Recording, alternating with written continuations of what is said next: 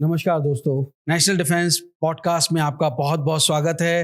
राष्ट्रपति पुतिन जिस red carpet पर चल कर आए, वो तो रेड कारपेट बहुत नैरो था, बहुत संकरा था।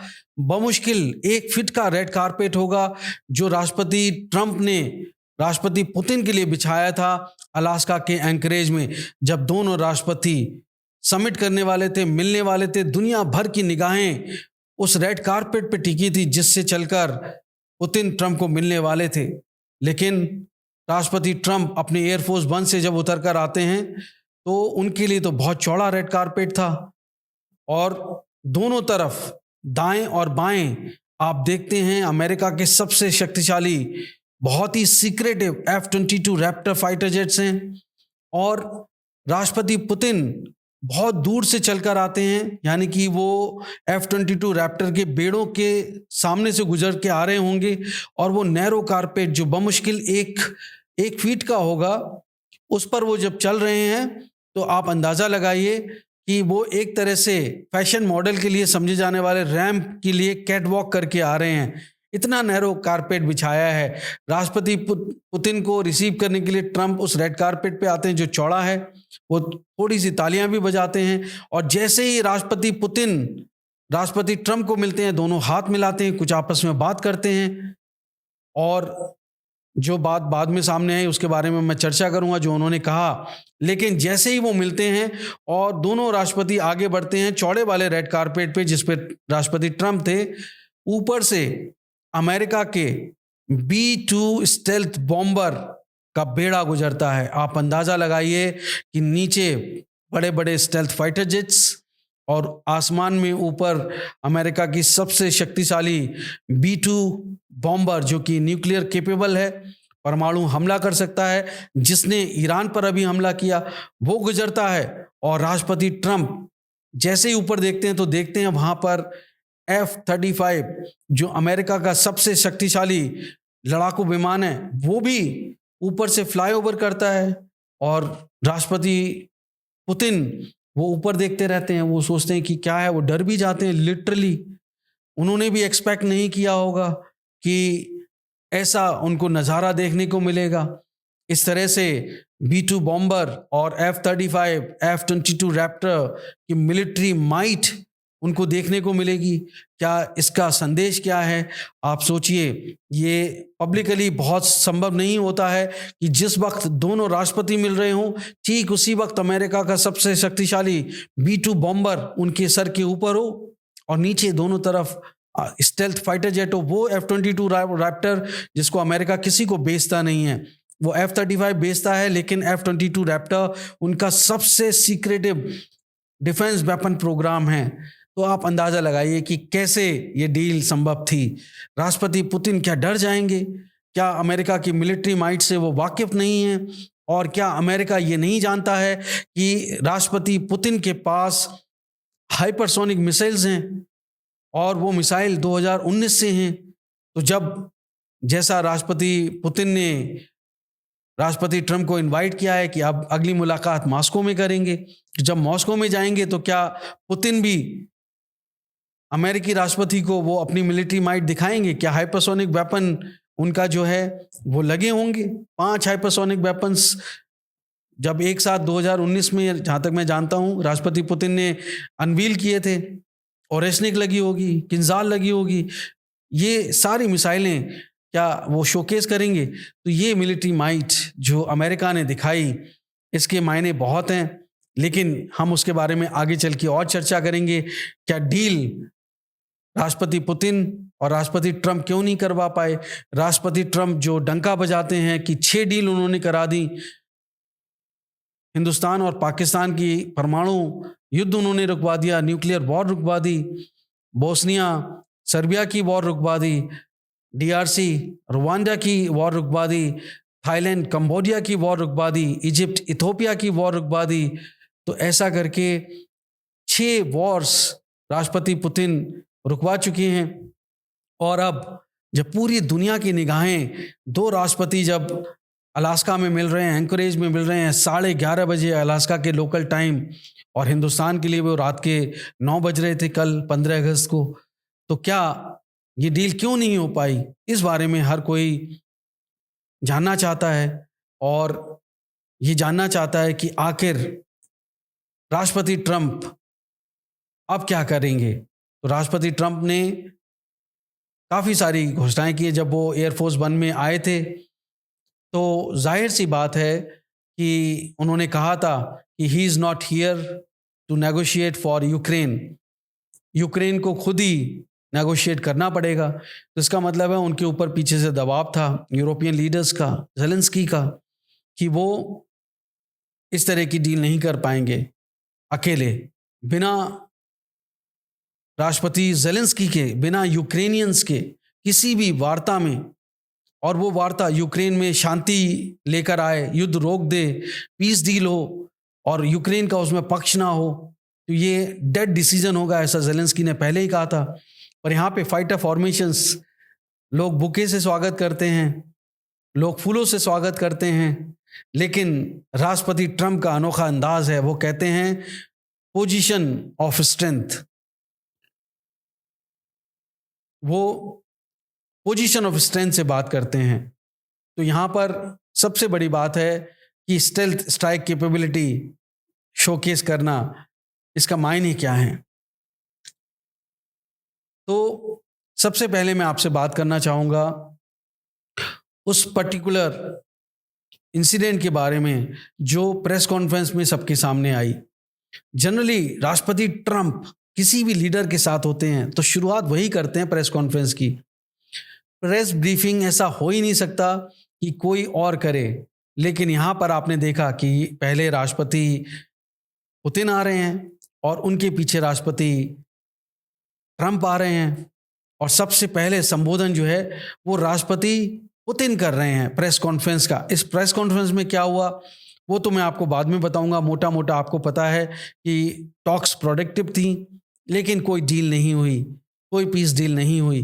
तो यहाँ उसके बाद क्या हुआ वो सबसे पहले जानना जरूरी है। प्रेसिडेंट वोलोदिमिर जेलेंस्की से अमेरिकी राष्ट्रपति ट्रंप ने बात की है और वो अगले हफ्ते यानी कि सोमवार को ओवल ऑफिस जाएंगे, वो वॉशिंगटन डीसी में मिलेंगे। और ये सब बात जो है फ़ोन पर जो हुई है वो ट्रंप और पुतिन की मीटिंग के बाद हुई है। लॉन्ग एंड सब्सटेंटिव टॉक्स थी जो ट्रंप के साथ उन्होंने आज यानी शनिवार को भारत के हिसाब से की है, और वो भी रोकना चाहते हैं वॉर को, ऐसा उन्होंने स्ट्रेस किया है। लेकिन यूरोप का रोल होगा उसमें, हर स्टेज पर होगा, रिलायबल सिक्योरिटी गारंटीज होंगी अमेरिका के साथ, ये उन्होंने बात कही है। और इसमें यूक्रेन के लिए सिक्योरिटी गारंटी की बात की गई है। और लगभग 90 मिनट ये बातचीत हुई है दोनों लीडर्स के बीच में। तो यूरोपियन लीडर्स और जेलेंस्की के साथ फ़ोन पे जो बातचीत हुई है 90 मिनट चली, लेकिन उसके बाद राष्ट्रपति ट्रंप ने ये कहा है कि there is no deal until there is a deal, यानी कि डील नहीं हुई है। और पुतिन ने जो क्लेम किया था कि अंडरस्टैंडिंग है, लेकिन यूक्रेन पे उन्होंने ओवरनाइट जो है अटैक्स किए हैं, मल्टीपल रीजन पे किए हैं, ड्रोन से अटैक हुए हैं, मिसाइलों से अटैक हुए हैं। तो फॉक्स न्यूज़ के साथ में जो बात की है ट्रंप साहब ने, उसके बाद में उन्होंने कहा है कि अब जिम्मेदारी जो है वो जेलेंस्की के ऊपर है जिससे ये डील हो पाए, और यूरोप को भी इसमें कुछ रोल प्ले करना पड़ सकता है, पर ये छोटा मोटा लिटिल रोल उन्होंने बात की है। यहाँ पे वो मीडिया से बात कर रहे थे, लेकिन आप देखते हैं कि जब वो अलास्का आ रहे थे वॉशिंगटन से, तो उन्होंने एयरफोर्स वन में मीडिया से बात करी और उन्होंने कहा कि I am not here to negotiate for Zelensky. मतलब वो जेलेंस्की के लिए यहाँ पे नेगोशिएट करने नहीं जा रहे हैं, यानी कि जेलेंस्की को ही करना होगा। तो वापस जाते वक्त उन्होंने बात नहीं की है, लेकिन उनकी जो प्रेस सेक्रेटरी हैं उन्होंने ये ज़रूर बताया कि नेटो लीडर्स के साथ में, कैरोलिन लेविट ने बताया है कि नेटो लीडर्स के साथ में उन्होंने काफ़ी लंबी बात की है, जेलेंस्की के साथ बात की, और जैसा मैंने बताया 90 मिनट उनकी ये बातचीत हुई है। तो 90 मिनट बहुत होता है, 2.5 घंटे अगर वो पुतिन के साथ समिट कर रहे हैं और 90 मिनट यानी कि 1.5 घंटा अगर वो यूरोपियन लीडर्स के साथ बात कर रहे हैं, तो जाहिर सी बात है कि उस मीटिंग में क्या क्या हुआ वो डायरेक्टली फर्स्ट हैंड अकाउंट दे रहे होंगे, तो उसका समअप करने में कुछ वक्त लगा होगा, बाकी वक्त आगे के फॉरवर्ड प्लानिंग में लगा होगा। तो जेलेंस्की मंडे को जाएंगे व्हाइट हाउस और वहाँ पे बात करेंगे, तो अब दोनों देशों के बीच में एक खास बात इस डील से क्या निकल के आती है कि अंदर क्या हुआ होगा। बात आगे बढ़ी है, ये कैसे सिद्ध होगा? तो अगर आप देखेंगे कि ये पहले कहा था कि राष्ट्रपति ट्रंप ने कि अगर भारत रूस से तेल खरीदेगा तो सेकेंडरी टैरिफ लगा देंगे, या सैंक्शंस लगा देंगे सेकेंडरी। तो 25% फिर 50% कर दिया और उसके बाद सेकेंडरी सैंक्शंस लगाने की बात करी थी। लेकिन अब उन्होंने ये बात कही है कि रूस जो है वो शायद अब भारत के ऊपर सेकेंडरी सैंक्शंस नहीं लगाएंगे, और उनके जो ट्रेजरी सेक्रेटरी हैं उन्होंने भी ये बात कही है। 40% ऑयल भारत जो है रूस से खरीदता है, 40% के आसपास, लेकिन सेकेंडरी सैंक्शन जो है अब वो भारत पर नहीं लगेंगे। तो सैंक्शंस नहीं लगने का बात है, तो इसका मतलब है कि रूस और अमेरिका के बीच में कोई ना कोई ऐसी डील हुई है, ट्रेड डील हुई है, जिससे अमेरिका को अब लग रहा है कि वो अमेरिका के साथ डायरेक्ट व्यापार कर सकते हैं। तो जब अमेरिका के साथ वो करेंगे तो फिर बाकी देशों के ऊपर वो कैसे लगाएंगे? या उनको ये एहसास हो गया होगा कि रूस चाहता है सच में कि यूक्रेन के साथ में पीस डील हो जाए, और यूक्रेन भी चाह रहा है। तो उनको लग रहा है कि शायद जो लैंड स्वैप की बारे में बात हुई होगी, तो मुझे ऐसा लगता है कि ये बात उनको ये समझ में आ गई कि डील हो जाएगी आगे चल के, और इसीलिए वो इसको रिसीड करेंगे ना कि प्रोसीड करेंगे। तो आगे सेकेंडरी सैंक्शंस तो छोड़िए, जो टैरिफ इतना हाई है भारत के खिलाफ वो शायद और कम होगा, ऐसा मेरा मानना है। तो यहाँ पे बहुत हाई स्टेक समिट में जो है बिना एग्रीमेंट के अगर हो गया, लेकिन फिर भी कोई डील ना होते हुए भी बहुत सारी चीज़ें, स्कॉट बेसेंट का जैसे मैंने जिक्र किया था कि डिप्लोमेटिक एफर्ट्स फेल हो गए तो सैंक्शंस लगेंगे। अगर यहाँ उन्होंने पहले कहा था sanctions can go up and if diplomatic efforts they become successful they can be loosened. तो अब आप सोचिए कि अगर ट्रंप ये कह रहे हैं कि सेकेंडरी सैंक्शंस नहीं लगेंगे, इसका मतलब है कि डिप्लोमेटिक एफर्ट्स कहीं ना कहीं सक्सेसफुल हुए हैं। लेकिन जाहिर सी बात है, ये तो ट्रंप साहब ने भी कहा था कि ये पॉसिबल है कि अगर बहुत ज़्यादा सक्सेसफुल हुई तो वो इमीडिएटली वो दूसरी मीटिंग कराएंगे, और वो अलास्का में हो सकती है। यानी कि जेलेंस्की और बाकी कुछ एक यूरोपियन लीडर्स जो उस मीटिंग में शामिल होना था, वो शायद वो आसपास होते, अलास्का के आसपास होते, जो कि तुरंत अवेलेबल हो जाते। लेकिन यहाँ पर ऐसा नहीं हुआ, यानी कि लीडर्स होंगे नहीं होंगे वो तो बहुत सीक्रेटिव प्रोग्राम रहा होगा।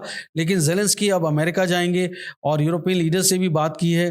जो जॉइंट बेस एंड्रॉफ रिचर्डसन था एंकरेज में, वहाँ पर ये वार्ता सफल नहीं हो पाई है। जो जो चाहते थे यूक्रेन के पक्ष में नहीं गई होगी, जो दूसरी बात रूस के पक्ष में नहीं हो गई होगी। तो जाहिर सी बात है कि आपकी मिलिट्री माइट काम नहीं आ रही है, आपके फाइटर जेट्स वो डरा नहीं पा रहे हैं पुतिन साहब को।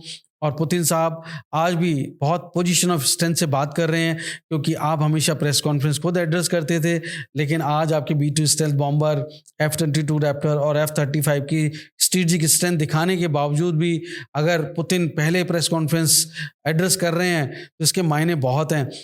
अब मैं उस प्रेस कॉन्फ्रेंस के बारे में बात कर लेता हूं। तो पुतिन ने क्या कहा था? पुतिन ने कहा था, प्रेसिडेंट साहब को संबोधित करते हुए, बहुत ही कॉन्स्ट्रक्टिव एटमॉस्फेयर में म्यूचुअल रिस्पेक्ट के साथ ये वार्ता हुई, नेगोशिएशंस हुई और काफ़ी यूज़फुल थी। और उन्होंने अमेरिकी राष्ट्रपति का जो धन्यवाद भी अदा किया, और उन्होंने ट्रैवल किया अलास्का में, इसके लिए उन्होंने धन्यवाद किया। और उन्होंने कहा जब हम मिले तो वो कहते हैं कि हमारे जो देश हैं वो ओशन से नहीं जुड़े हैं केवल, बल्कि हम तो बहुत करीबी नेबर्स हैं, पड़ोसी हैं, बहुत पड़ोसी हैं। और जब वो प्लेन से बाहर आए तो उन्होंने कहा गुड आफ्टरनून डियर नेबर, मतलब मेरे अच्छे पड़ोसी, आपको नमस्कार किया, गुड आफ्टरनून बोला, और उनकी हेल्थ के बारे में उन्होंने कामना करी और कहा कि आप जीवित हैं, आप स्वस्थ हैं। ये जानकर बहुत प्रसन्नता हुई, अच्छा लगा। और उनकी जो बात थी वो काफ़ी काइंड वर्ड्स यूज़ कर रहे थे। और जो है उन्होंने कहा कि हम तो केवल स्टेट ऑफ वेरिंग से हम लोग केवल जुड़े हुए हैं, मतलब हमारे ओशंस के बीच भी ये दूरी नहीं है, बल्कि सिर्फ 2 आइलैंड की बीच की दूरी है, रशियन आइलैंड और US आइलैंड। 4 किलोमीटर दूर हैं दोनों एक दूसरे के साथ लैंड बॉर्डर पे। तो उन्होंने पड़ोसी की बात की, पड़ोसी के साथ जिक्र किया।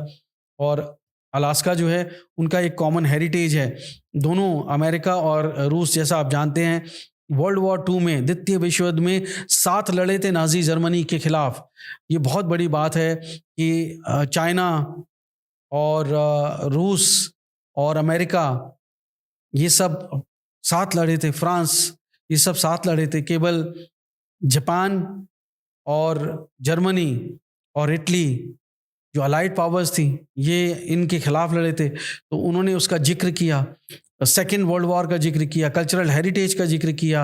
उन्होंने अपने बताया कि ऑर्थोडॉक्स चर्चेज़ हैं यहाँ पे, बहुत सारे 700 जियोग्राफिकल जो नाम हैं वो रशियन ओरिजिन के नाम हैं।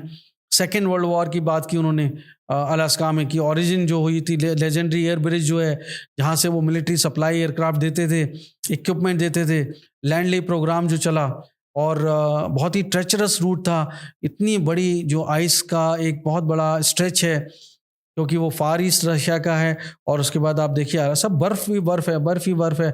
और उन्होंने बताया कि कैसे दोनों देशों के पायलट्स ने दोनों को जो जीत थी उनके करीब लेके आ गए, और अपनी ज़िंदगी खतरे में डाली, और अपने जीवन दान किया, और उससे उनको जीत हासिल हुई। उन्होंने मैगेदन की बात की, जो काफ़ी पहले बहुत इम्पॉर्टेंट बात कही उन्होंने, कि जो कॉमन विक्ट्री थी, और सिटी ऑफ मैगेदन में गए वो रूस में, जहाँ पे वो मेमोरियल में उन्होंने रीत ले किया उन पायलट्स को, अमेरिकी पायलट को, जहाँ पे दोनों के फ्लैग्स हैं, अमेरिकन फ्लैग्स हैं, रशियन फ्लैग्स हैं, और वहाँ पे उन्होंने अमेरिकी पायलट को श्रद्धांजलि दी और वो ट्रिब्यूट दिया। और वहाँ पे उन्होंने बताया कि यहाँ से भी, जहाँ पर अलास्का में मीटिंग हो रही थी, वहाँ से भी कुछ किलोमीटर दूर एक जगह है, मेमोरियल है, जहाँ पर सोवियत पायलट्स जो हैं वो दफन हैं, और वो मारे गए थे उस मिशन के दौरान, जब वो नाजी जर्मनी के खिलाफ मिलके लड़ रहे थे। और वहाँ पर उनकी मेमोरी को संजोने के लिए उस मेमोरियल का अमेरिकी लोगों ने बहुत अच्छे से ख्याल रखा है, इसके लिए उन्होंने धन्यवाद दिया। तो मैं पहले मैगेदन मेमोरियल की बात कर लेता हूँ, वर्ल्ड वॉर 2 का, जो यूएस सोवियत पायलट्स थे। तो अलास्का जाने से पहले प्रेसिडेंट पुतिन ने वहाँ पे जो है रुके थे वो मैगेदन में, रशिया के फार ईस्ट में है, वहाँ पे उन्होंने फ्लास चढ़ाया है। तो हीरोज़ ऑफ अल्सिप बोलते हैं मेमोरियल, हीरोज़ ऑफ अल्सिप मेमोरियल है वो बेसिकली। तो सोवियत पायलट जो थे वो यूएस मेड एयरक्राफ्ट होते थे, यूएसएसआर के। तो वहाँ पे अलास्का से साइबेरिया, जो अलास्का सिप ALSIB means Alaska Siberia air route था, जो वर्ल्ड वॉर 2 के दौरान उस रूट पे उन्होंने अपनी जान न्यौछावर की थी वॉर टाइम में, और दोनों देशों के बीच में बहुत अच्छा कॉपरेशन था, और ये कॉपरेशन ने ही विक्ट्री दिलाई। तो ऐसा ही जो जहाँ पे वो कह रहे थे राष्ट्रपति पुतिन साहब, यहाँ से कुछ किलोमीटर दूर सोवियत पायलट्स दफन है, तो वो फोर्ट रिचर्डसन मेमोरियल कहलाता है, सेमेट्री है वहाँ पर एंकोरेज में, अलास्का में। और जहाँ पे जो समिट हुई है उससे कुछ दूर ही है, तो वहाँ पे फोर्ट रिचर्डसन मेमोरियल सेमेट्री में वहाँ पे भी उन्होंने इस जो मीटिंग हो गई दोनों राष्ट्रपतियों के बीच में, तो वो गए थे राष्ट्रपति पुतिन, और वहाँ पे भी उन्होंने फूल चढ़ाए, रीत ले किया। और जो पायलट्स थे, सेलर्स थे, जो 1942 और 1945 के बीच में शहीद हो गए थे लैंड लीज ऑपरेशंस के दौरान, तो उनको उन्होंने श्रद्धांजलि दी थी। तो ये मैंने आपको एक बैकग्राउंड बताया जिससे आपको आइडिया लग पाए कि इसका मायने क्या है। तो पुतिन फोर्सेस को लेके बहुत संजीदगी दिखाते हैं। अब मैं वापस उस कॉन्वर्सेशन पे आता हूँ जो प्रेस कॉन्फ्रेंस के दौरान हुआ। तो उन्होंने कहा कि अगर हम हिस्टोरिकल एग्जांपल दे दें तो दोनों देशों ने हमने साथ में लड़ाइयाँ लड़ी हैं, कैमराडरी दिखाई है, और साझा हमने ऑपरेशंस किए हैं, और ये जो हेरिटेज है ये रीबिल्ड होगा, और दोनों देशों के बीच में म्यूचुअल बेनिफिट हो, इस तरह की आगे बातचीत बढ़ेगी। और अब से 4 साल के दौरान राष्ट्रपति पुतिन ने ये कहा कि रूस और अमेरिका के बीच में कोई समिट ही नहीं हुई। दोनों के बीच जो बायलैटरल रिलेशंस थी वो कोल्ड वॉर के बाद से लेके सबसे निचले स्तर पे आ गई। इतना तो कोल्ड वॉर में भी नहीं था, और इससे दोनों देशों को फ़ायदा नहीं हुआ, और पूरे दुनिया को इससे कोई फ़ायदा नहीं हुआ, इससे नुकसान हुआ। और उन्होंने ये बात कही कि ये सिचुएशन जो है बदलनी चाहिए, कन्फ्रंटेशन की बजाय डायलॉग होना चाहिए, और पर्सनल मीटिंग जो है दोनों देशों के हेड ऑफ स्टेट के बीच में ये होते रहना चाहिए। ये बहुत दिनों से होनी बाकी थी और ये अब हो गई है। तो नेचुरली ये सीरियस और पेंस टेकिंग काम है, लेकिन ये हो गया। तो उन्होंने इस बात में बात की कि दोनों के बीच में डायरेक्ट कांटेक्ट होता रहता था, दोनों राष्ट्रपतियों के बीच में कई बार बातचीत हुई है और फ्रैंकली फ़ोन पे बातचीत करते रहे, स्पेशल एनवॉयज़ मिलते रहे हैं। अमेरिका के स्पेशल एनवॉय स्टीव विटकॉफ की भी उन्होंने बात की, उन्होंने कहा कि वो रूस आए हैं, कई बार आए हैं और जो फॉरेन मिनिस्ट्री के हेड भी आपस में सर्गेई लैवरोव, मार्को रूबियो, वो भी बात करते रहते हैं टाइम टू टाइम। तो इस तरह से उन्होंने सिचुएशन को वो डिफ्यूज़ करना चाहते हैं। जो यूक्रेन के आसपास जो माहौल बना है उसको लेके उन्होंने ये तारीफ़ तो करी। अब वो देखते हैं कि प्रेसिडेंट ट्रंप और ये स्टीव विटकॉफ जो हैं और जो रिज़ोल्यूशन के लिए इतनी कोशिश कर रहे हैं, यूक्रेन रिज़ोल्यूशन के लिए, वो कैसे जाने वाला है। पर ये हिस्ट्री के लिए बहुत ज़रूरी है, बहुत प्रीशियस है कि ये होना चाहिए।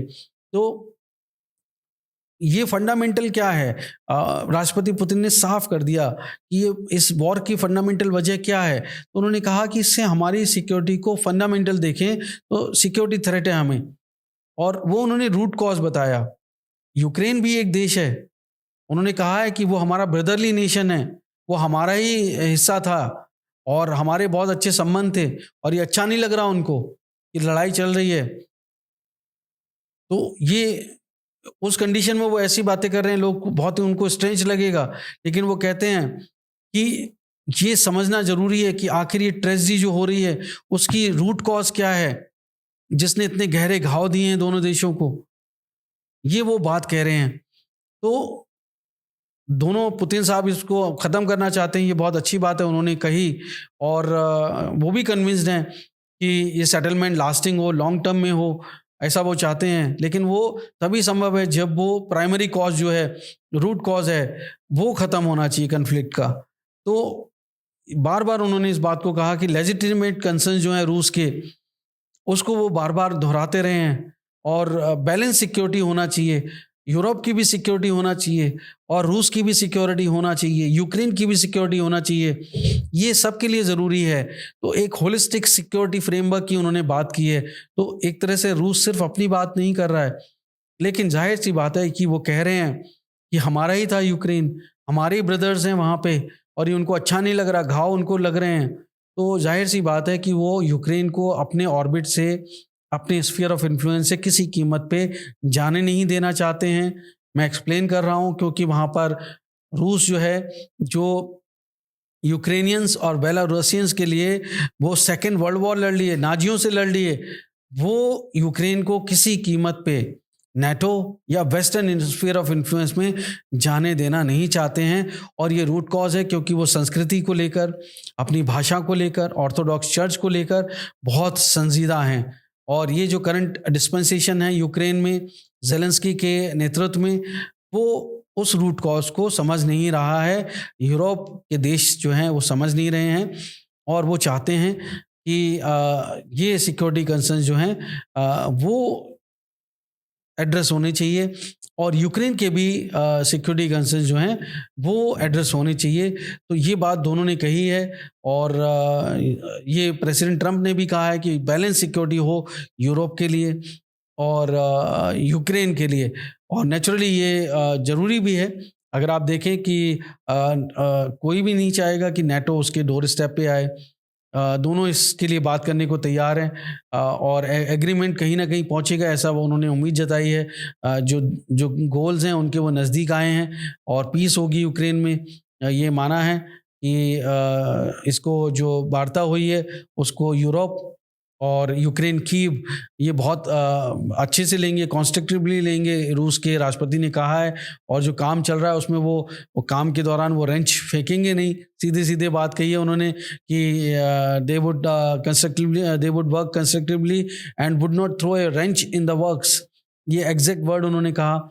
दे will not make any attempt to use some backroom dealings to end the conflict, ऐसा उन्होंने कहा है। ऑन द कन्फ्लिक्ट प्रोवोकेशंस नहीं करेंगे, कोई प्रोग्रेस को टॉर्पीडो नहीं करेंगे, ये सब बातें उन्होंने कही हैं। और जब दोनों देश, चूंकि राष्ट्रपति ट्रंप ट्रेड की बात करते हैं, वो कहते हैं उनकी पॉलिसी है speaking from the position of strength, and speaking और डीलिंग विद ट्रेड, तो ये ट्रेड डील्स बहुत करते हैं, तो उन्होंने ट्रेड के बारे में बात कही।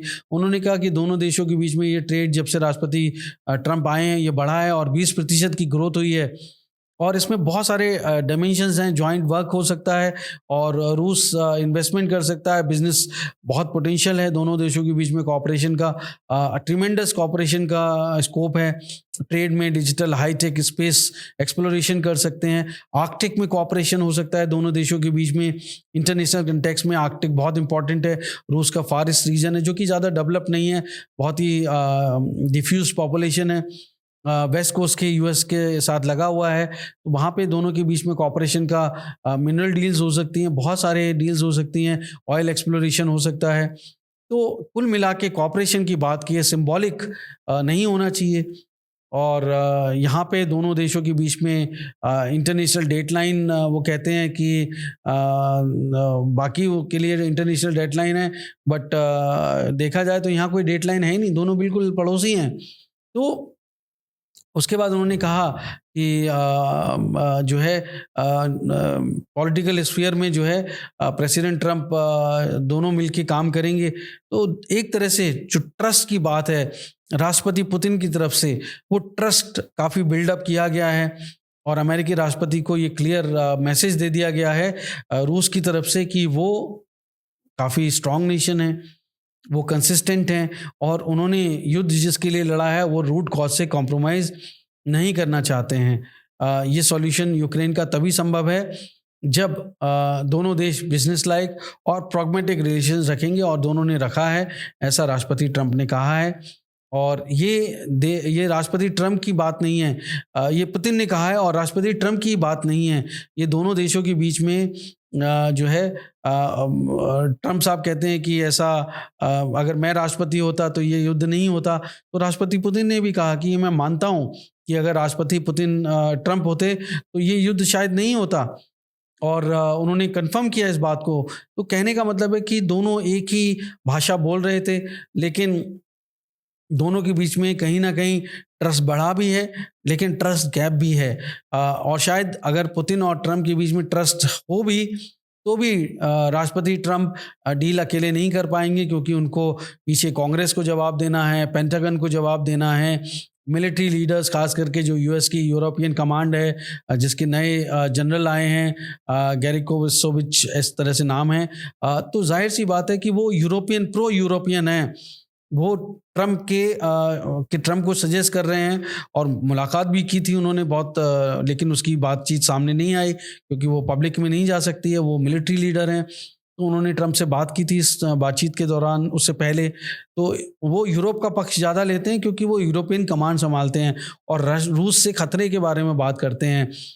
तो जाहिर सी बात है, इतना पॉम्प एंड शो आप देख रहे थे अमेरिकन मिलिट्री का, तो उसके पीछे वजह है कि राष्ट्रपति ट्रंप अकेले चाहें तो भी वो ये नहीं कर सकते हैं, क्योंकि पीछे यूरोपियन लीडर्स हैं, यूक्रेनियन हैं, आपकी पूरी इंडस्ट्रियल मिलिट्री कॉम्प्लेक्स है। तो ऐसे होता नहीं है कि अकेले आप डील कर लें, और रूस तो मानेगा नहीं जब तक वो या तो लैंड स्वैप नहीं हुआ होगा, या फिर आपने जो डील करनी थी कि मिनरल डील नहीं हुई होगी आपके हिसाब से देखा जाए, या आपको लगता है कि नेटो पे कॉम्प्रोमाइज़ नहीं होगा। लेकिन राष्ट्रपति ट्रंप ने ये ज़रूर कह दिया कि मैं नेटो से बात करूंगा और यूरोपियन लीडर से बात करूंगा, और उन्होंने वो बात की। तो कुल मिला के मोटा मोटा ये साफ नज़र आता है कि कोई डील नहीं हुई है।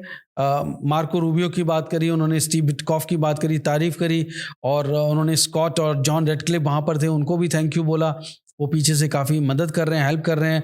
तो बहुत सारे उनकी लीडर्स की उन्होंने तारीफ़ करी प्रेसिडेंट ट्रंप ने। और रशिया का बिजनेस डेलीगेशन वहाँ पे हैं, उनके रिप्रेजेंटेटिव्स थे। तो यानी कि पीछे से ट्रेड को लेके बातचीत हुई होगी, लेकिन वो बातचीत मटेरियलाइज हुई नहीं हुई, इसके बारे में कोई ख़ास बताया नहीं गया, क्योंकि सबकी निगाहें यूक्रेन डील पर थी। तो जाहिर सी बात है, एक ही सिंगल टाइम में सब कुछ पॉसिबल नहीं है। हो सकता है इसके बाद में वो यूरोपियन लीडर से, जेलेंस्की से मिलेंगे, तो बहुत जल्दी एक दूसरी मीटिंग हो सकता है, वो मॉस्को में ना हो, वो कहीं और हो सकती है, ये पॉसिबल है। तो जाहिर सी बात है कि दोनों लीडर्स के बीच में मीटिंग्स हुई, लेकिन ट्रंप ने अपनी बात करी, वो यहाँ पे रशियन हॉक्स की बात करते रहे, वो पुतिन को यकीन दिलाते रहे कि वो रूस के बहुत पॉजिटिव हैं, लेकिन हमारे ही देश में अमेरिका में रशियन हॉक्स हैं, जिससे ट्रम्प को दूरियां बनानी पड़ती हैं, जिससे वहाँ के पॉलिटिकली उनको हीट ना हो। तो ये जाहिर सी बात है कि बिजनेस, ट्रेड और जियोपॉलिटिक्स ये सब इस मीटिंग का हिस्सा था। लेकिन मैंने जैसा पहले कहा, ये पुतिन है, ये कोई और देश का लीडर नहीं है। वो सब समझते हैं, आपने अपनी मिलिट्री माइट दिखाई, लेकिन आप पुतिन को डरा नहीं सकते। पुतिन मिलिट्रीली बहुत स्ट्रांग है। रूस नेपोलियन से लड़ा, रूस जाने कितने युद्ध करे उन्होंने, और रूस युद्ध करता ही आता है, युद्ध उनकी नसों में है। और आपने भी कहा, जब आप एयरफोर्स वन में आ रहे थे वॉशिंगटन डीसी से अलास्का, तो आपने कहा ये तो पुतिन की जीन्स में है। तो पुतिन ये सब सुनते हैं, आप किस तरह की भाषा बोलते हैं, आप किस तरह का उनको ट्रीटमेंट देते हैं। आप सोचते हैं कि इकोनॉमिक सैंक्शंस लगा के आप पुतिन को कंट्रोल कर लेंगे, आप सोचते हैं कि मिलिट्री माइट दिखा के पुतिन को कंट्रोल कर लेंगे, पर पुतिन अपनी चीज़ों से बच नहीं किया उन्होंने, वो अपने उसी स्टैंड पर रहे हैं। और जाहिर सी बात है कि आज आप समझिए कि ये टॉक्स प्रोडक्टिव हैं, लेकिन हर हफ्ते ट्रम्प साहब कहते हैं बार बार, और अभी भी उन्होंने कहा कि 7,000 लोग मारे जा रहे हैं, इसी हफ्ते 7,000 लोग मारे गए। तो राष्ट्रपति ट्रम्प भी चाहते हैं, राष्ट्रपति पुतिन भी चाहते हैं, लेकिन बावजूद इसके यूक्रेन पे हमला रुका नहीं।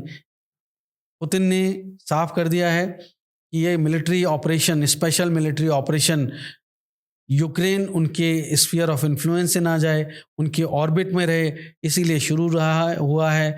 और ये अब तक 3 साल से चल रहा है, 3 साल से ज़्यादा हो गए।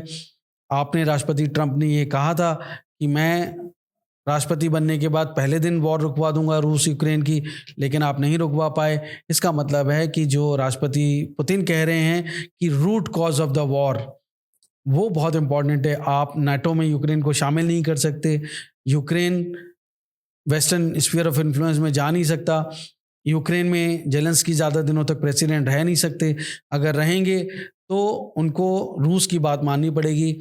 मिलिट्रली जो एरिया रूस ने मिलिट्रली ऑक्यूपाई किया है, डोनबास का एरिया है, 4 उसमें लुहांस, डोनेस्क, ज़ेफरोजिया, ऐसे खिरसान, ये सब जो एरिया हैं जो रूस के कब्जे में हैं, आप सोचें कि बिना उन पे कब्जा किए वो यूक्रेन को वापस लौटा देगा रूस। तो 3 साल से उन्होंने इकोनॉमिक सैंक्शंस झेले हैं, जाने कितने बिलियन डॉलर, लगभग $500 बिलियन से ज़्यादा यूरोपियन बैंक्स में रशियन एसेट्स फ्रीज हैं, उनके लोग मारे गए हैं, और आप खुद कहते हैं कि लाखों लोग मारे गए हैं। तो रूस ऐसे नहीं जाने देगा। तो रूस रूट कॉज जो है डोनबास हर हालत में, जिसको उन्होंने democratic Republic of Luhansk, democratic Republic of Donetsk घोषित किया है, जिनको उन्होंने फ्रेंडशिप ट्रीटी की है, उसको वो या तो अलग बनाएंगे या फिर रूस में शामिल करेंगे। तो हर हालत में जेलेंस्की को ये लैंड स्वैप करना ही पड़ेगा। कुछ एरिया हो सकता है यूक्रेन को मिले। तो मेरा मानना है कि ये रूस अगर डील करेगा तो अपने उस पर करेगा, और अमेरिका रूस के साथ सीधे सीधे मिनरल डील नहीं कर सकता है, क्योंकि उनको भी फेस सेविंग करनी है। नहीं तो यूरोपियन लीडर्स कहेंगे कि आपने तो कॉम्प्रोमाइज़ कर लिया, आपने तो इस लड़ाई के बीच में अपना फ़ायदा देख लिया। तो जाहिर सी बात है कि ट्रंप चाह के भी मिनरल डील के बारे में बात हुई होगी, लेकिन वो पब्लिकली नहीं करेंगे। और ऐसा ही वो क्वेश्चन जो रिपोर्टर्स ने किया था जब वो आ रहे थे एयरफोर्स वन में, तो उन्होंने वो बात दबा दी। तो जाहिर सी बात है नेटो का एक्सपेंशन नहीं हो सकता है, डोनबास का एरिया रूस लेकर ही रहेगा। डील हर हालत में वो रूस अपने उस पर करेगा। कोई भी वेस्टर्न कंट्रीज़ की पीस कीपिंग फोर्स यूक्रेन में नहीं होगी। ये रूस के मेन पॉइंट्स हैं। लेकिन अमेरिकी कंपनियां अगर रूस के साथ मिनरल डील होती है, तो अगर वो डॉनबास के इलाके में होंगी, तो हो सकता है कि अमेरिकी अपनी मिलिट्री को रूस के साथ कुछ ऐसा समझौता कर ले कि वहाँ पे उनको सुरक्षा के नाम पे अमेरिकी और कुछ रशियन जॉइंट पेट्रोल्स हों, वहाँ पर पॉसिबल है कि अमेरिका इस तरह की कोई डील रूस के साथ कर सकता है, और रूस भी हो सकता है कि वो शायद इस डील के लिए मान जाए, लेकिन वो यूरोपियन नेशंस के पीस कीपिंग फोर्स को वहाँ पे रखेगा, या अमेरिकी पीस कीपिंग फोर्स या मिलिट्री बूट्स पूरी तरह से पीस कीपिंग की फॉर्म में होंगे, ऐसा मुझे नहीं लगता है। आप क्या सोचते हैं, कमेंट बॉक्स में लिख के बताइएगा, और आप किस हिस्से से देख रहे हैं देश और दुनिया के ये पॉडकास्ट, ये भी लिख के बताइएगा। कैसा लगा आज का पॉडकास्ट, ज़रूर से आपकी राय हमें बताइएगा, जिससे हमें पता लग पाए कि किस तरह की स्टोरीज़ आपको पसंद हैं। मैं ऐसी स्टोरीज़ आपके लिए और भी करता रहूँगा, ऐसे पॉडकास्ट आपको और देखने को मिलेंगे हमारे चैनल पे। अगर आप नए हैं तो सब्सक्राइब कर लीजिए, चैनल नया है, ज़ाहिर सी बात है, मेरी गुजारिश है कि आप ज़रूर से ज़रूर शेयर करिए, ज़्यादा से ज़्यादा लोगों तक हम पहुँच पाएँ और आपकी आवाज़ बन पाएँ। बहुत बहुत धन्यवाद। जय हिंद, वंदे मातरम।